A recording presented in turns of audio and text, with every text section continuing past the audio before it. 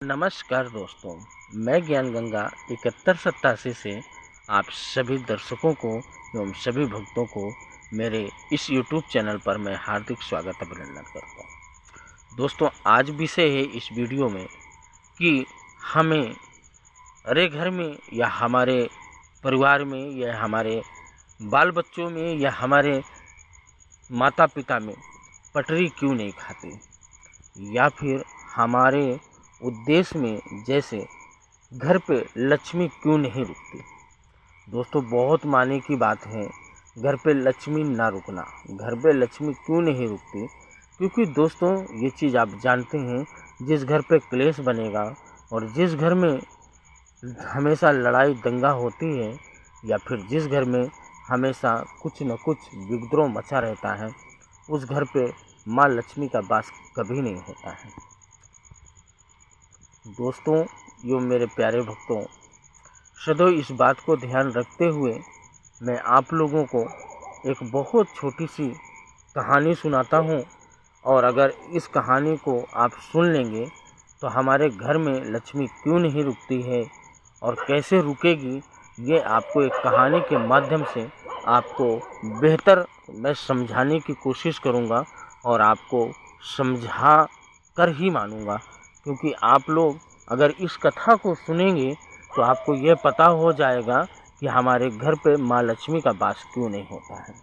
दोस्तों, सबसे पहले कथा से पहले मैं जानना चाहता हूँ, भगवान श्री कृष्ण ने और महाब्रह्मदेव ने एक बहुत सही बात बोला था और गंगा माँ ने बहुत सही बोला था कि अगर कुलक्ष्मी का वास सदैव पीपल के वृक्ष में होता है रात्रि के टाइम में, तो दोस्तों मैं आपको इस कथा के माध्यम से आपको विस्तार से बताना चाहूँगा। ध्यान दीजिएगा। दोस्तों, एक बार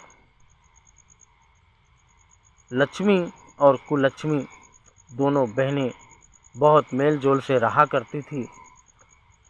एक दिन ऐसा आया कि कुलक्ष्मी ने अपनी बहन लक्ष्मी से पूछा कि बहन लक्ष्मी, आज मुझे एक बात और एक मन में कोई विचार आ रहा है, क्या आप मुझे बताओगे?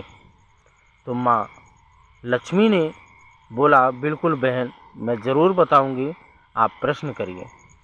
लक्ष्मी ने ये जवाब दिया और कुलक्ष्मी का प्रश्न था कि लक्ष्मी, बड़ी आप हो या बड़ी मैं हूँ?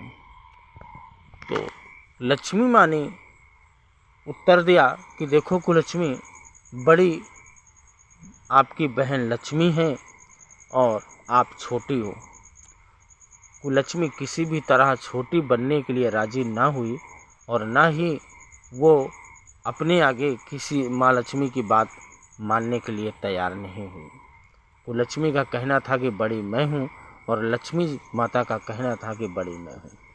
अब मेरे भक्तों, दोनों बहनों में बहुत सारा लड़ाई हुई, बहुत सारा आपस में झगड़े हुए, लेकिन फिर भी छोटी बहन कुलक्ष्मी लक्ष्मी माँ की बात मानने के लिए तैयार नहीं हुई।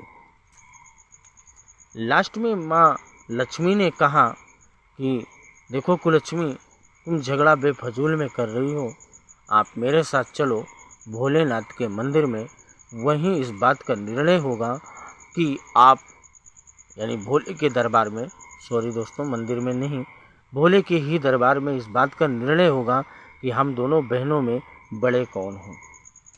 लक्ष्मी ने लेके गए और जैसे ही भोलेनाथ के दरबार पहुँचे तो भोलेनाथ से प्रश्न हुआ कि नाथ, मेरी बहन कुलक्ष्मी कह रही है और एक बात का झगड़ा कर रही है और आपस में छोटे बड़े का निर्णय है, तो भोलेनाथ आप ही मुझे बता दीजिए कि लक्ष्मी बड़ी है या कुलक्ष्मी। दोस्तों, श्रीनाथ भोलेनाथ ने जवाब दिया कि देखिए बहनों, आप लोगों की बहन बड़ी गंगा है और आप गंगा के पास जाओगे तो इस बात का निर्णय हो जाएगा कि आप दोनों बहनों में कौन बड़ी है।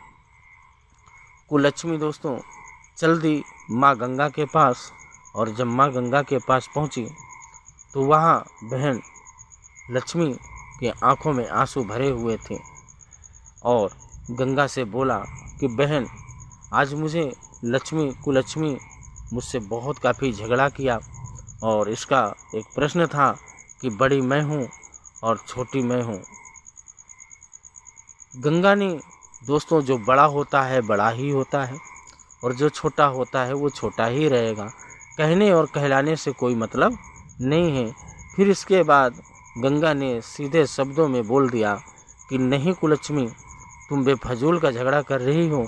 लक्ष्मी बड़ी है और आप छोटी हो। दोस्तों, कुलक्ष्मी की जिद थी। कुलक्ष्मी ने किसी की नहीं सुनी और कुलक्ष्मी ने बोला कि हे गंगा, तू जहाँ रहेगी मैं कभी भी नहीं घर पे वास करूँगा, मैं कभी भी उस जगह नहीं आऊँगी। ऐसा बोलकर कुलक्ष्मी कुछ कदम पीछे हट गई और हटने के बाद गंगा से फिर एक प्रश्न किया कुलक्ष्मी ने कि गंगा, मैं तो इतना श्राप ले ही ली हूँ, लेकिन मुझे ये बताओ मैं रहूँगी कहाँ, मेरा स्थान कहाँ रहेगा।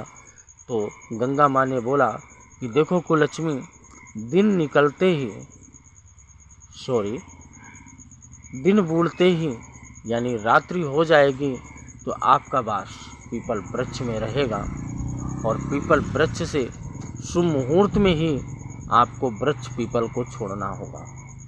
तो दोस्तों, अगर दिन डूब जाता है तो पीपल वृक्ष में कुलक्ष्मी का वास हो जाता है और शुभ मुहूर्त में कुलक्ष्मी का वास हट जाता है। तो दोस्तों, ये उन्होंने निर्णय लिया और लेने के बाद दोस्तों कुलक्ष्मी छोटी बनकर वो सदैव पीपल के वृक्ष में रहने लगी।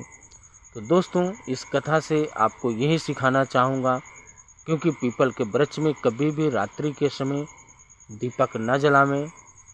अगर जलाते हैं तो कुलक्ष्मी का वास आपके घर में अवश्य होगा और आपके घर में जब कुलक्ष्मी का वास होगा तो सदैव याद रखिएगा, कभी भी आपके घरों में पटरी नहीं खाएगी और आपस में झगड़ा होते रहेंगे तो लक्ष्मी का वास कभी नहीं होगा। तो दोस्तों, कुलक्ष्मी ने एक श्राप दिया था, ध्यान दीजिएगा। कुलक्ष्मी कहा था कि गंगा, तू जहाँ रहेगी वहाँ मैं कदापि भी नहीं आऊँगा। अगर जिस घर